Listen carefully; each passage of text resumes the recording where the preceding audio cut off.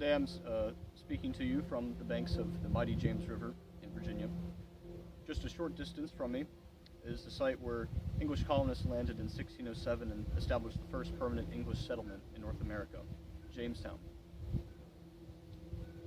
This settlement effectually began the spread of Protestantism in North America as well, as the Plymouth settlers in Massachusetts would not arrive until more than a decade later in 1620.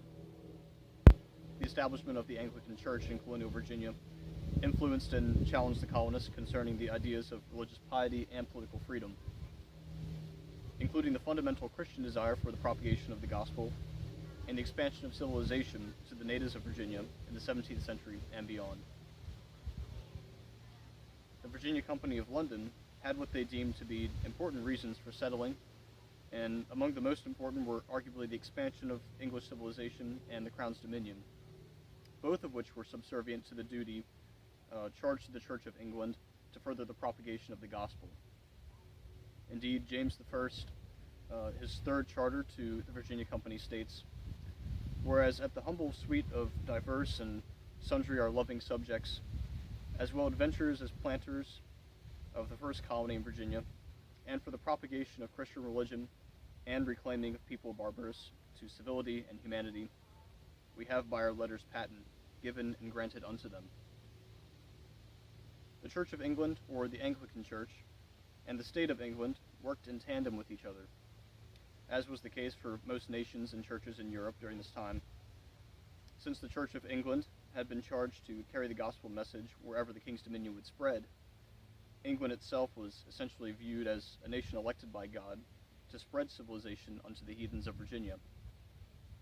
The Elizabethan and Jacobean English believed that England was an elect nation, in part because of their tremendous sense of God's providence at work in their own lives and in the world at large. Now, prior to the endeavor of the establishment of Jamestown, Virginia, the Anglican Church had been subject to continual disagreement and division. The English sentiments took the form of three primary factions, those being the Papists, the Conformists, and the Puritans. Each had vied for power, and the nauseating back and forth of Protestant and Catholic religious hegemony resulted in strict enforcement of the ruling sect. At the time of James I, the Church of England had returned to Protestant conformism, and the religion in Virginia would reflect the establishment. John Whitgift, Archbishop of Canterbury in the 1500s, defended conformist doctrines against Calvinist attacks by stating that the particular value of the episcopacy lay in the way in which it reflected the monarchical structure of the English state. Such was the system for the Church of England, reflective of the monarchy. But what exactly would happen to this authority when its subjects colonized a land almost 4,000 miles away from its origin, living separate without direct orders from their magistrates or king? One thing is certain: the distance between Jamestown and London did not affect the customary and religious effort of the colonists. The famous Captain John Smith records of the landing at Jamestown. "When I went first to Virginia, I well remember, we did hang an awning, which was an old sail, to 3 or 4 trees to shadow us from the sun. Our walls were rails of wood, our seats unhewed trees, till we cut planks, our pulpit a bar of wood nailed to 2 neighboring trees. In foul weather we shifted into an old rotten tent, for we had few better, and this came by the way of adventure for new. This was our church, till we built a homely thing like a barn, set upon cratchits, covered with rafts, sedge, and earth. So was also the walls.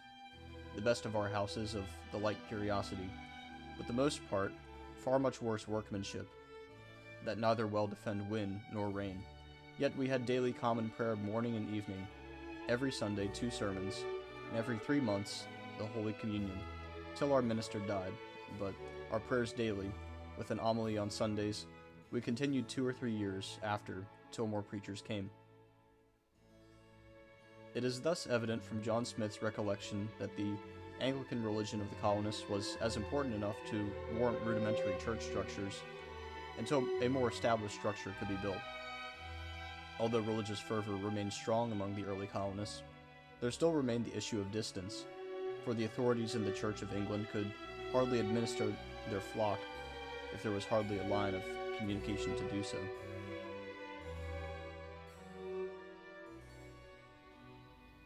Moving on to the next section, I found it useful to show you a site called Old St. John's Church.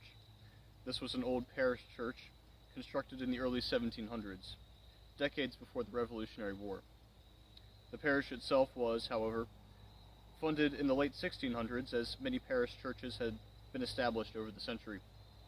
While this site is not particular to this thesis, the idea of parishes in Virginia in the 1600s, in accordance with the economy of the colony, is notable. When the Colonials first arrived at Jamestown, they struggled to make a viable living, that was, until tobacco, a native plant, began to be cultivated to such a great extent that it became the currency of the colony. It was to this tobacco culture that the Virginian colony adapted, as numerous plantations owning hundreds or thousands of acres all grew their own cash crops to sell back to the Old World. Because of tobacco culture, distances between rural families and towns increased. Thus, the Colonials became more independent in just about every facet of life, from family affairs to economics to politics to religion. For the English colonists, the family was the cornerstone of society.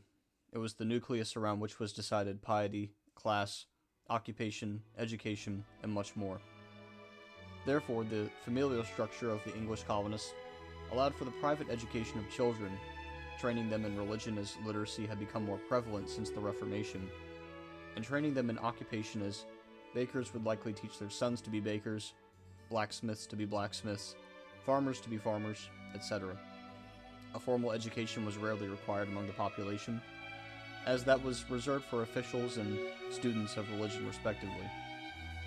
Established churches, being so far away from the tobacco plantations and families of the countryside, and requiring at times hazardly lengthy journeys, had a much lesser effect on religion in Virginia than could be spoken for back in England.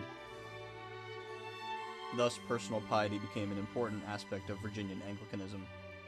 But where the parishes could be influential, churches, in conjunction with the home, provided support for the family's role as educator. Through the liturgy, the sermon, the music, or quiet contemplation, the church offered spiritual sustenance and counsel, and it often provided the cultural reinforcement sought by many colonists. In colonial America, then, education relied heavily upon the basic institutions born from the Old World, the family, and the church. Such an educational system transferred over to the missions field in interesting ways. Moving on from Old St. John's Church, the College of William and Mary here in Williamsburg, just a couple miles outside of Jamestown, was established primarily as a school for educating and training Virginian Indians in English religion and custom. The school was founded in 1693, and one might inquire as to why the school was founded almost a century after the establishment of Jamestown.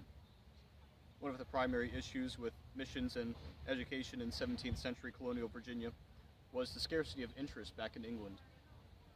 The same problem existed for the churches in Virginia as the colony grew rapidly during the middle decades of the 17th century, and by 1661 boasted a population of nearly 25,000.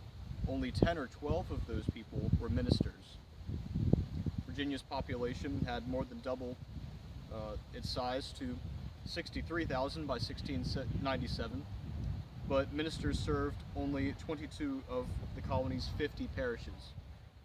By then, however, the time for perfectly replicating an Anglican ecclesiology had long slipped by. The lack of clerical leadership had allowed lay vestries in Virginia to take over calling ministers. The existence of propriety and especially chartered colonies meant that numerous governorships were occupied by non-Anglicans, either tepid or, as in New England, actively hostile to the church's interests. The Church of England's mission in Virginia was frustrated not only by a shortage of ministers, but by extreme cultural differences as well.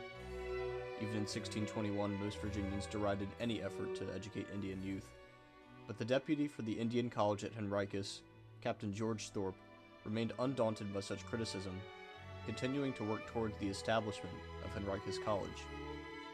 In a letter of his, Captain Thorpe is quoted, "In my poor understanding, if there be any wrong on any side, it is on ours, who are not so charitable to them as Christians ought to be, they being, especially the better sort of them, of a peaceable and virtuous disposition."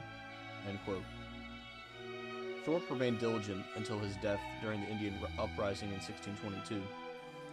The Indian Uprising of 1622, followed by the Uprising of 1644, ended all Virginian desire to establish an official Indian school. The previously established tradition of rearing Indian children in English homes was more favored by the colonists. Thus, it was a combination of a lack of support from England, as well as cultural differences in warfare, that hindered the growth of missions in Virginia in the 17th century. Concluding, Anglicanism in colonial Virginia was both a continuation and a modification of what existed in England. Due to factors such as distance, environment, and circumstance, Virginians became far more independent in their religious lives, which dominated their family, economic, and political lives as well. Thus, it may be safe to suggest that, because of this increased independence of lifestyle, when authority from the motherland was reestablished and began to grow in the late 17th century and all throughout the 18th century up to the American Revolution, dependence on the crown could not be effectively reconstituted for many Virginians. It is possible that the increased independence in the lives of the colonials may have contributed to the fiery spark that ignited the Revolution alongside the New England individualists.